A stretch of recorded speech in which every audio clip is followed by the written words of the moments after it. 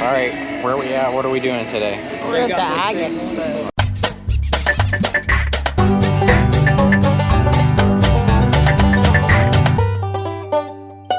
We're at the Sunbelt Ag Expo today in Moultrie, Georgia. We're actually at the TYM Tractors booth. Mom just found a little compact tractor that she likes, this T25. We've got all the big tractors and we got medium-sized tractors, but we don't have a little compact tractor that'll work well for her to get into the barns and clean stuff out. And she wants a belly mower on it so that we don't have to borrow the neighbor's ZTR every time we try to mow. It'd be really nice to have a little compact like this.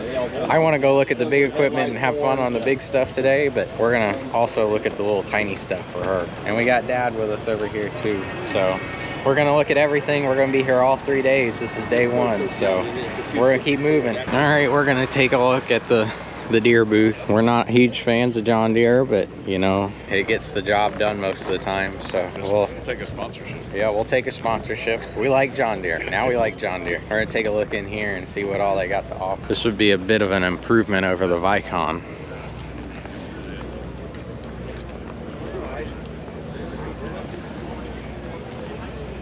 John Deere 460M.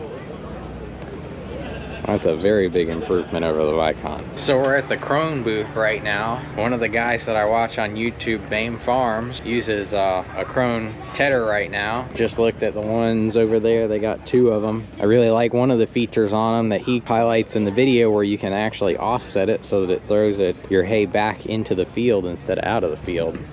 But we're looking at some of their balers now. I haven't really researched or looked at the Crone balers at all, but this one's a chain style, so that's interesting. Fixing to head to the New Holland booth over there now. So just walking around the expo this year, we've quickly realized that a lot of the normal vendors have severely downsized this year. We're not entirely sure what that was all about, if it was worried about attendance or what. So usually John Deere and New Holland and all the big dealerships have big pavilion tents, and this year they've pretty severely downsized. They've all still got their signs out front. You're okay. You're all right. We're gonna take a look at the balers here. I'm very surprised they don't have any combines out here or anything. Usually they got all that, but we're gonna take a look at all the balers real quick. So we just got done at the New Holland booth.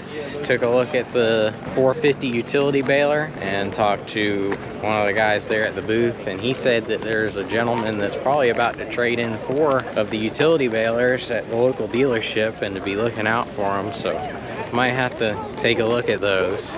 But we are heading to the Georgia Peanut Commission building to get our free hot peanut butter and jelly grilled sandwiches. All right, we got our snack to tide us over here. Both got peanut butter sandwiches. So we keep moving. Yep, that's the LT15. Mom wants the sawmill over there. Hey, I want what I want. Do all of our own fencing. That'd be nice. So we found the tools. I told Dad to open up his wallet. We'll see what all we find here that we've got to have. Plenty of tools.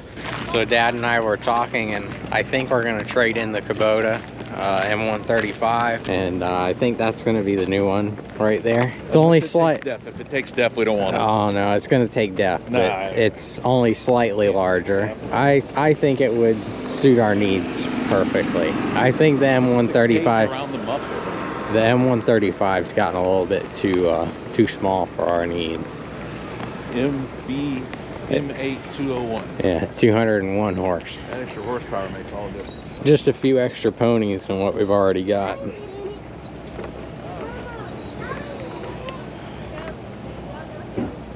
Set up for a loader. Yeah, you could probably pick up half the earth with this thing.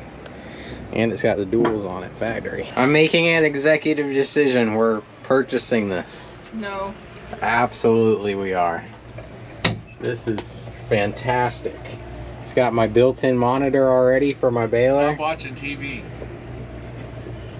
Wow, we got everything in here. That is fantastic. I think we're upgrading. We're gonna upgrade. This is a new one. And it's got a nicer buddy seat for her, so she can't complain anymore that it's too rough. So Mama found some fencing that I think she likes. This one's not quite as strong. This is the name of the company.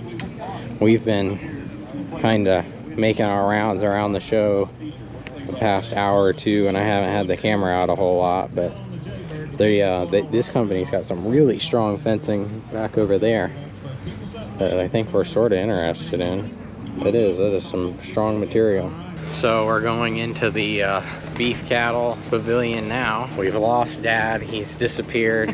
we don't really care where he is. No, don't say that. We do care where he is. We don't know when he's coming back though. I think he went to go meet somebody here, but we're gonna go in and see the cows. Second day of the Sunbelt Ag Expo here in Moultrie, Georgia. It was a busy day today. I did not take a whole lot of video today. Mom and Dad actually took the majority of the video. We're gonna do some vendor highlights of people that we spoke to today that we thought were really cool, that we think y'all might enjoy hearing about. Pretty much all the companies this year really downscaled, and today was super busy. All the FFA groups came out here today, so we did not have nearly as much freedom to talk to people as we wish we would have had. There were kids running around everywhere. All the booths were full of people. So, and places like Case IH did not have the inventory to bring a big setup. Usually, you can tell by the size of their sign just how big you would imagine their booth would be. And they don't even really have a tent this year.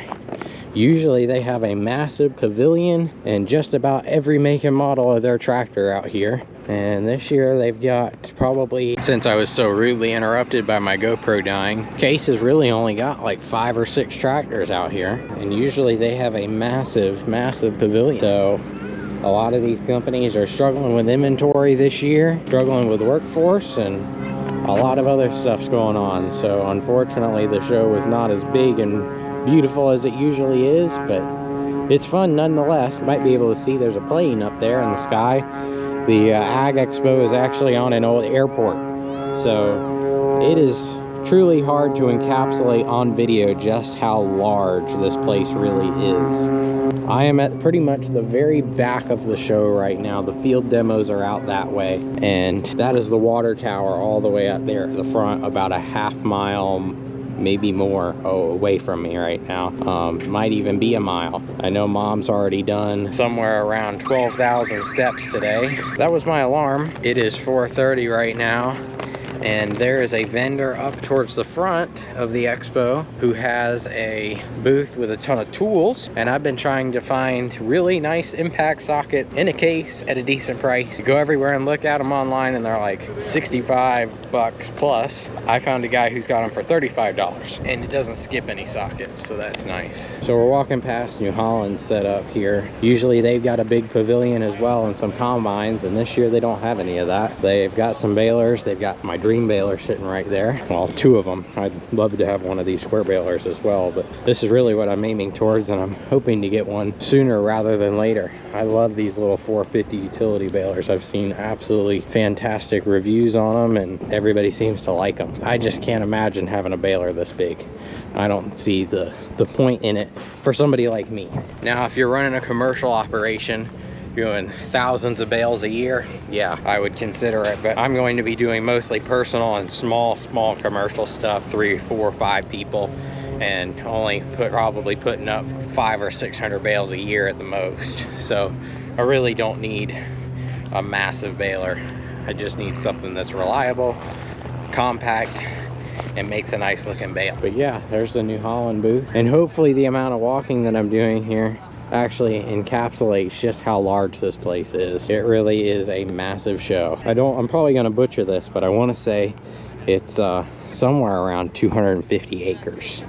And you can walk just about every stretch of it. Tomorrow we're gonna do the field demonstrations, go out in the field, watch all the hay baling get done, and we'll be able to see all the balers at work tomorrow, because every tractor company that has a baler is going to have one of their tractors and their balers out there, as far as I'm aware, and you get to see how each of them will make a bale and how it looks, and compare and find out which one you like best. The biggest tractor booth this year, surprisingly to me, as far as inventory and range of machinery, and I know it's facing right towards the sun, so it's hard to see them, but Kubota has got a very large inventory at their booth this year with a wide variety of machinery to look at, and they've got a decent sized tent too. So pretty nice little setup here by Kubota this year. I've kind of fallen in love with their new M8. I think it's an M8, M7, 201, 201 horse tractor. So I've arrived at my little tool booth over here, and we're gonna hope that he still has some impact sockets sitting around. As we're on day 2, a lot of stuff disappears by day 2, and I held out on him yesterday because when I was over here, I didn't want to have to carry him all day. We're at the end of the show today, so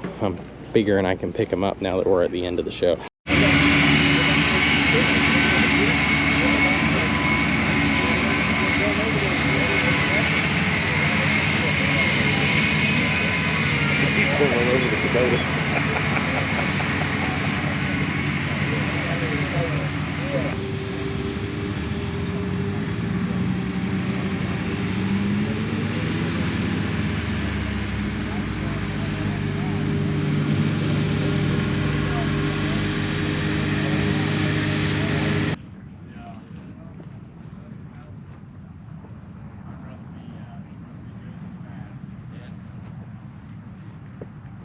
Hey guys, so I just wanted to explain what's going on here in the next few clips. This is a company called Blue Water Technology that's actually developing a face recognition software for John Deere to help prevent thefts in tractors. It's going to work kind of like a face unlock feature on a smartphone, and if we did some gestures for them in front of their camera, they were going to give us some John Deere hats and t-shirts, so we decided to go ahead and do it. What's he doing? I have no idea. All right, we're at the end of day 3 of the Expo. What was y'all's take on it? Huh? How was Expo this year? Great. Hot. It was a little warm this year, but we got a lot of great contacts this year. Yeah, we did really good this year on the front of networking and meeting people, and we did a couple of vendor highlights, 3 different vendors that we kind of had stand out to us, and there were a few more, but we didn't really get the chance to go back and get a video with them. A couple of them were in buildings. There was a seed company that I met that was really great. I'm probably going to get some seed through them here shortly, but they were inside of one of the buildings. It's kind of cramped in there. Probably would be really hard to video and hear them. So we stuck to outdoor vendors for our little vendor highlights that we did this year. We are not sponsored by any of those vendors. We're not sponsored by Pallet, Bekaert, or TYM tractors, but we're always looking to have sponsorships. So if any of y'all are watching this video, we'd love to talk to you. But we had a great Expo this year. Definitely a little bit more downsized from the 2019 Expo, which was the last one they had. They skipped on 2020 for concerns, so we're here for 2021, and it was a great year. Yesterday was a little busy with the FFA kids and a little crowded, but Tuesday and Thursday were good days. So we are headed back to the car, gonna go back home, and now we got to do some research on some products that we looked at and go contact some of the people that we networked with. Thanks for watching, everybody.